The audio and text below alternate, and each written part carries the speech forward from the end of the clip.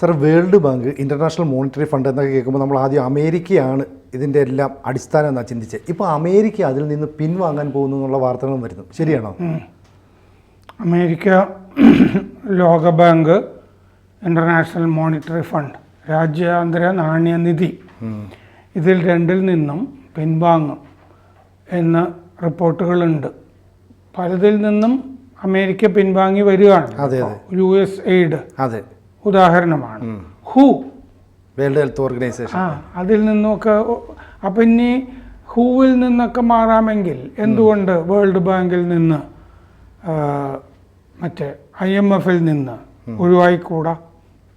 അപ്പോൾ രണ്ടാം ലോകയുദ്ധത്തിന് ശേഷം അമേരിക്കയും സഖ്യ കക്ഷികളും കൂടി ഉണ്ടാക്കിയതാണ് ഈ സ്ഥാപനങ്ങളൊക്കെ. കാരണം എന്താണെന്ന് വെച്ചാൽ ഈ ആഗോളതലത്തിൽ പല രാജ്യങ്ങൾക്കും ബുദ്ധിമുട്ടുകളുണ്ട്, നിലനിൽപ്പ് പ്രയാസമാണ്. അപ്പോൾ സ്വന്തം പരിധിയിൽ ആ രാജ്യങ്ങളെയൊക്കെ നിലനിർത്താനായിട്ട് അവരെയൊക്കെ സഹായിക്കുന്ന ഒരു പരിപാടിക്ക് വേണ്ടിയിട്ടാണ് ഈ രണ്ട് സ്ഥാപനങ്ങൾ കെട്ടിപ്പൊക്കിയത്. സാമ്പത്തിക സ്ഥിരത ലോകത്തിന് കൈവരിക്കുക എന്നുള്ളതായിരുന്നു. ഭാവിയിൽ സംഘർഷങ്ങൾ അധികം ഉണ്ടാകാതിരിക്കുക, ഇതുപോലെ ലോകയുദ്ധങ്ങൾ എന്നുള്ളതൊക്കെ ഉണ്ടാകാതിരിക്കുക. അതിന് രാജ്യത്തിന് നിലനിന്ന് പോകണമല്ലോ, അതിനുള്ള സ്ഥാപനങ്ങൾ എല്ലാ നിലയ്ക്കാണ് ഇവയൊക്കെ ഉണ്ടാക്കിയത്. പക്ഷേ ഇതിൽ നിന്ന് അമേരിക്ക പിൻവാങ്ങുകയാണെന്നുള്ള സൂചന ഇപ്പോൾ വന്നിരിക്കുന്നത് അമേരിക്കയുടെ ട്രഷറി സെക്രട്ടറി സ്കോട്ട് ബെസന്റ് കഴിഞ്ഞ ഈ G20 മീറ്റിങ്ങുകളിലൊന്നും ഇദ്ദേഹം പങ്കെടുക്കുന്നില്ല. ഇത്തരം യോഗങ്ങളിലൊന്നും അമേരിക്കയുടെ ട്രഷറി സെക്രട്ടറിയെ കാണുന്നില്ല. നേരത്തെ ഹൂവിൽ നിന്ന്, ലോകാരോഗ്യ സംഘടനയിൽ നിന്ന് അമേരിക്ക പിൻവാങ്ങി. പാരീസ് ക്ലൈമറ്റ് എഗ്രിമെൻറ്റിൽ നിന്ന് പിൻവാങ്ങി. കാലാവസ്ഥ ഉടമ്പടി പാരീസ്, അതിൽ നിന്ന് പിൻവാങ്ങി. പിന്നെ ട്രംപ് വരുന്നതിൻ്റെ മുന്നോടിയായിട്ട് എന്തൊക്കെ ചെയ്യണം എന്നുള്ളത് സംബന്ധിച്ചൊരു കാഴ്ചപ്പാടുണ്ട്. അതിനാണ് പ്രോജക്റ്റ് 2025 എന്ന് പറയുന്നത്. അത് 900 പേജുള്ള നയരേഖയാണ്. ആ നയരേഖയിൽ ഈ IMFൽ നിന്നും ലോകബാങ്കിൽ നിന്നും പിൻവാങ്ങുന്ന കാര്യം അതിൽ പറയുന്നുണ്ട്. പ്രോജക്റ്റ് 2025 ഒരു വിഷൻ ഡോക്യുമെൻ്റാണത് ട്രംപിൻ്റെ. അതിൽ ഈ രണ്ടിൽ നിന്നും, കാരണം ഏറ്റവും കൂടുതൽ ഇതിൽ ഈ സാമ്പത്തിക ഈ നിക്ഷേപം നടത്തിയിട്ടുള്ളത് അമേരിക്കയാണ്.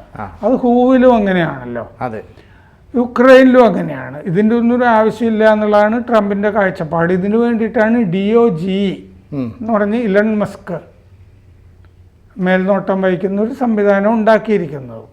ഈ അനാവശ്യ ചെലവുകൾ വേണ്ട, ഡീപ് സ്റ്റേറ്റുമായി ബന്ധപ്പെട്ട സ്ഥാപനങ്ങളും വേണ്ട, അതാണ് കാഴ്ചപ്പാട്. അപ്പോൾ ഈ സ്ഥാപനങ്ങൾ, ഇത് രണ്ടും, ലോകബാങ്കും IMFും, ഈ സ്ഥാപനങ്ങൾ ചെലവേറിയ ഇടനിലക്കാർ ആണെന്നാണ് ആ രേഖയിൽ പറയുന്നത്. എക്സ്പെൻസീവ് ഏജൻറ്റ്സ്, മിഡിൽമെൻ എന്നൊക്കെയാണ് പറഞ്ഞിരിക്കുന്നത്. ആഗോള പദ്ധതികളിൽ ഈ വായ്പ എത്തുന്നതിന് മുമ്പ് അമേരിക്കൻ ഫണ്ടുകളെ ഇൻ്റർസെപ്റ്റ് ചെയ്യുന്ന ഏജൻറ്റുകളാണ് ഇത് എന്ന് പറഞ്ഞിട്ടുണ്ട് ഇതിൻ്റെ അകത്ത്, ഈ രണ്ട് ഏജൻസികൾ. ആഗോള പദ്ധതികളിൽ അമേരിക്കയ്ക്ക് ഇവരുടെ സഹായം ഇല്ലാതെ തന്നെ നിക്ഷേപിക്കാമല്ലോ. ഇന്ത്യയുമായിട്ടൊരു സഖ്യം ഉണ്ടെന്നിരിക്കട്ടെ, ഇന്ത്യയിലെ ഏതെങ്കിലും ഒരു പദ്ധതിയിൽ നിക്ഷേപിക്കണം എന്നുണ്ടെങ്കിൽ അമേരിക്കയ്ക്ക് നേരിട്ട് നിക്ഷേപിക്കാം. അല്ലാതെ ഈ അമേരിക്ക ലോകബാങ്കിനോ IMFനോ കാശ് കൊടുക്കുന്നു. അത് കഴിഞ്ഞ് ഈ ലോകബാങ്കോ മറ്റേ IMFോ പാകിസ്ഥാനിലോ ചൈനയിലോ ഒക്കെ പോയിട്ട് സഹായം കൊടുക്കുക. അവിടുത്തെ പദ്ധതികൾക്ക്, ശത്രുക്കൾക്കൊക്കെ സഹായം കൊടുക്കുന്നു അല്ലേ? എന്തിനാണ് ഇതിന്റെ ആവശ്യം? പാകിസ്ഥാൻ ഇപ്പൊ IMF പൈസ കൊടുക്കുന്നുണ്ട്, കുറെ പൈസ അതിൽ അമേരിക്കയുടെ അല്ലേ? എന്തിന് തിരിച്ചും കിട്ടില്ലേ? പത്രത്തിലൊക്കെ പരസ്യം കിട്ടും സാർ. അന്നേരം പത്രത്തിലേ, പാകിസ്ഥാനിലെ 60 പേജ്. അത് പക്ഷെ അവിടെ മറ്റേ അമേരിക്കൻ പത്രങ്ങളൊന്നും ഇല്ലല്ലോ പാകിസ്ഥാനിൽ. അതും കൂടി ഉണ്ടെങ്കിൽ കുഴപ്പമില്ലായിരുന്നു. അപ്പോൾ ഈ സ്ഥാപനങ്ങൾ ചെലവേറിയ ഇടനിലക്കാർ. രണ്ട്, ഈ മറ്റേ ആഗോള പദ്ധതികളിൽ അമേരിക്കൻ പണം എത്തുന്നതിന് മുമ്പേ വെറുതെ ആവശ്യമില്ലാതെ അതിൽ കൈകടത്തി ഇസ്കി കൊണ്ടുപോകുന്ന സ്ഥാപനങ്ങളാണ് ഇത് രണ്ടും. ഇതാണ് ആ രേഖയിൽ പറയുന്നത്. കുറേ സത്യം ഉണ്ട് അതിൻ്റെ അകത്ത്. അപ്പോൾ ഫെബ്രുവരി 4 ഈ എല്ലാ പദ്ധതികളും അവലോകനം ചെയ്യും എന്ന് പറഞ്ഞിട്ടുണ്ട്. 180 ദിവസം അല്ലേ റിവ്യൂ വെച്ചിട്ടുണ്ട്. എന്നിട്ട് വേണ്ടതും വേണ്ടാത്തതും ഒക്കെ തീരുമാനിക്കും. ഈ 2 എണ്ണത്തിൽ നിന്നും വിത്ഡ്രോ ചെയ്യുന്നത് അതിൻ്റെ ഭാഗമാണ്. എല്ലാ രാജ്യാന്തര സംഘടനകളും ആയിട്ടുള്ള ബന്ധവും എല്ലാ ഉടമ്പടികളും ഈ അവലോകനത്തിൽ പെടുന്നുണ്ട്. ഏതൊക്കെ എന്താണ് ഉടമ്പടികൾ റദ്ദാക്കണം, നിലനിർത്തണം, അതും നോക്കും. അപ്പോൾ ഇനി ഇതിൽ 2-ൽ നിന്നും പിൻവാങ്ങിയാൽ എന്ത് സംഭവിക്കും എന്നുള്ളതാണല്ലോ. അപ്പോൾ അതിന് ഈ അങ്ങനെ പിൻവാങ്ങരുത് എന്നാഗ്രഹിക്കുന്നവരൊക്കെ പറയുന്നത് അമേരിക്കയ്ക്ക് ആഗോള സ്വാധീനം പോകും. ഇതൊക്കെ പഠിച്ചിട്ടുണ്ടാവുമല്ലോ ട്രംപും വാൻസും ഒക്കെ. പോവുകയാണെങ്കിൽ പൊക്കോട്ടെ എന്ന് വെച്ചാൽ മതിയല്ലോ. ആഗോള സ്വാധീനം പോകും. ഈ ലോകബാങ്കിൻ്റെയും IMFൻ്റെയും രണ്ടിൻ്റെയും ആസ്ഥാനം ഹെഡ്ക്വാർട്ടേഴ്സ് അമേരിക്കൻ വിദേശകാര്യ മന്ത്രാലയം, ട്രഷറി, കോൺഗ്രസ്, ഈ ഹെഡ്ക്വാർട്ടേഴ്സുകളുടെയൊക്കെ അടുത്താണ് ഈ 2 സ്ഥാപനങ്ങളുടെ. അപ്പോൾ ഈ 2 സ്ഥാപനങ്ങളും അത്രമാത്രം പ്രധാനപ്പെട്ടതാണ്. അപ്പുറത്തു നിന്നൊക്കെ സെനറ്റർമാർക്കൊക്കെ ഇതിൻ്റെ അകത്ത് കയറി പോകാം അല്ലേ? അങ്ങനെ പോകാവുന്ന വിധത്തിലാണ് ഇത് ചെയ്തു വെച്ചിരിക്കുന്നത്. അത്രയും പ്രാധാന്യത്തോടു കൂടിയാണ് ഇത് ചെയ്തവർ കണ്ടത് ഇതിനെ. അതാണ് മാറ്റാൻ പോകുന്നത് എന്നാണ് ആരോപണം.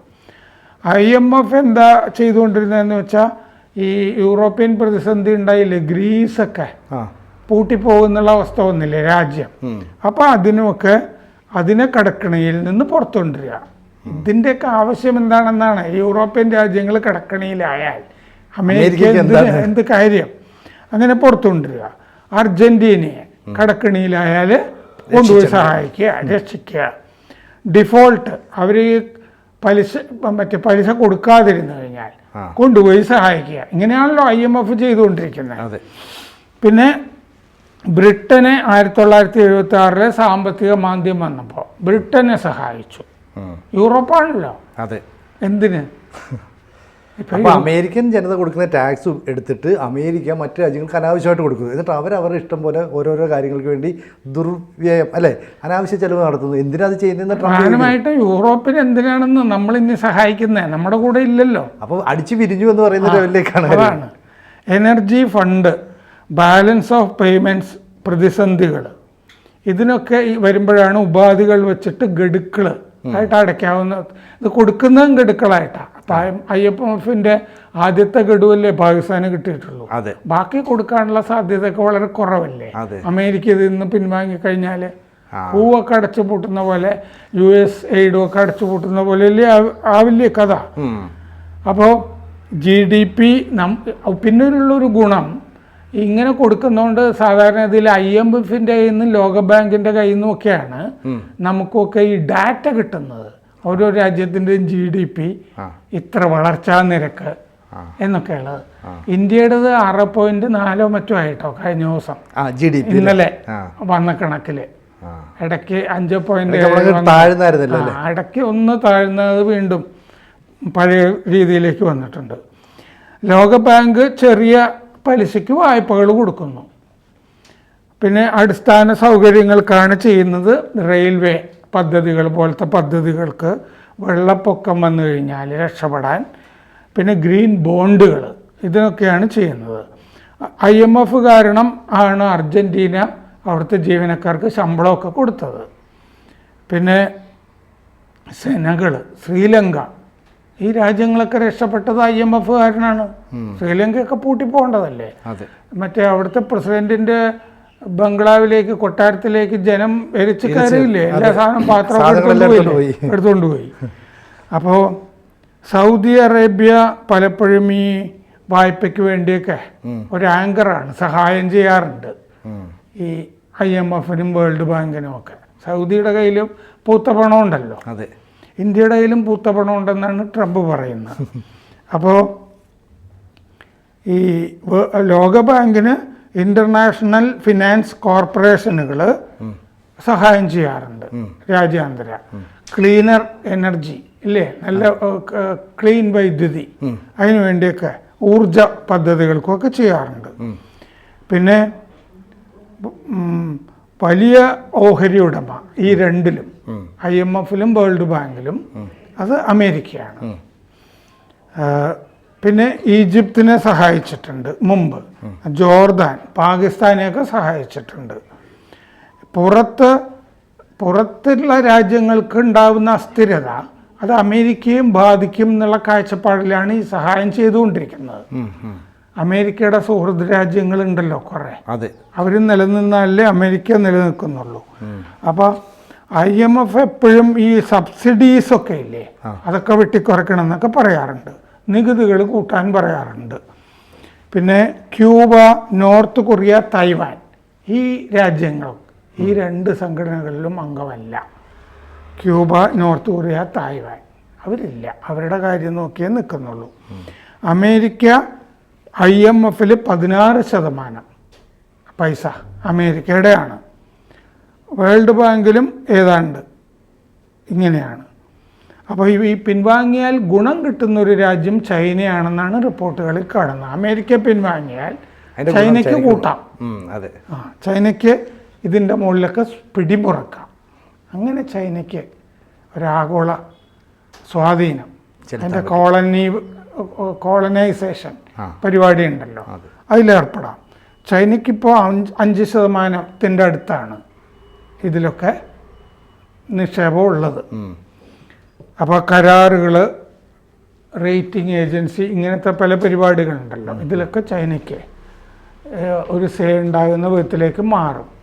അപ്പോൾ അതിന് അമേരിക്ക നിന്നു കൊടുക്കണോ എന്നാണ് ഈ അമേരിക്കയുടെ ഈ നിലപാടിനെ വിമർശിക്കുന്നവർ ചോദിക്കുന്നത്. പക്ഷേ താമസിയാതെ അമേരിക്ക വേൾഡ് ബാങ്കിലും IMF-ലും ഉണ്ടാവില്ല എന്നുള്ള വാർത്ത നമ്മൾ കേൾക്കേണ്ടി വരും. കൂടുതൽ വാർത്തകളും വിശേഷങ്ങളും നിങ്ങളിലേക്ക് എത്താൻ ABC മലയാളം സബ്സ്ക്രൈബ് ചെയ്യുക, ബെൽ ബട്ടണും അമർത്തുക.